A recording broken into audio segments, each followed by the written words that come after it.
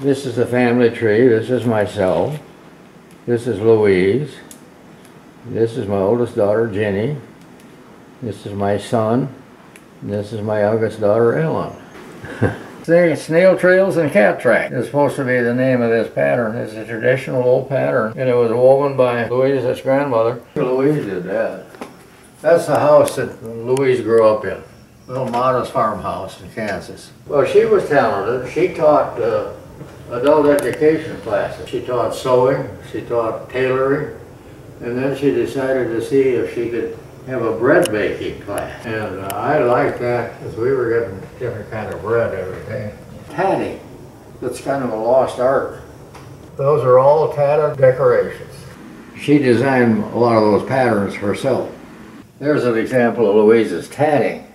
Christmas is a maximum $5. We gotta save our money for this trip. And I got a sport coat. And I bought her out, I made it. Never idle. How do you like this sweater? My youngest daughter, Ellen, knit that for me. She was doing a Sankey. It's a kind of a classic Ukrainian dyeing method for making Easter eggs. And she did those and would go to craft shows and sell them. Well, what you do, you take beeswax and you put it on everything except the color you want to dye. So you put beeswax on everything except that orange, and then you put it in the orange dye. And then you cover the beeswax on everything except the color you want to dye. And so this thing, everything was covered but that. She actually was doing emu eggs. And that's one of the things she did. One day the TV quit.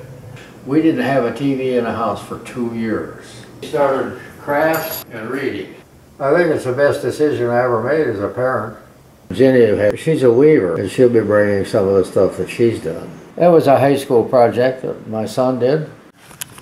That's the house I grew up in. That's a pencil drawing that my son did. This is the house I raised the kids in over there.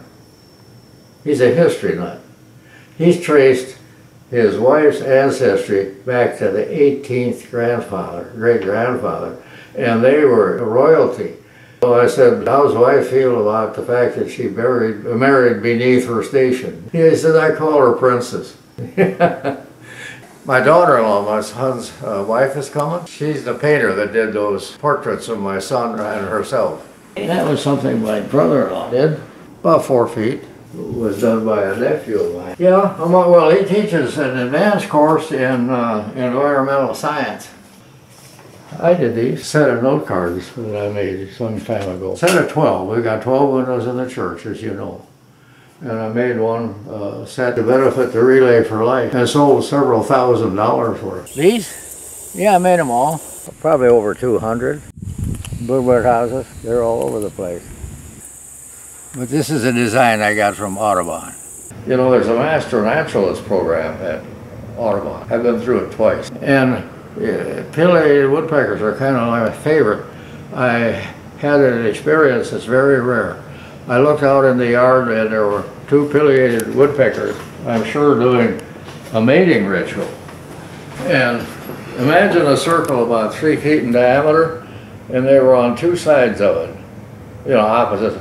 One would hop, the other would hop, this would hop, this. Then they went to the center and stood breast to breast with their beaks pointed straight in the air, went back, did some more hopping.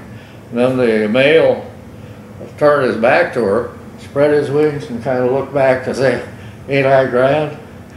I wrote that up and it was published in Birds and Blooms. I never have talked to anybody else that's seen that.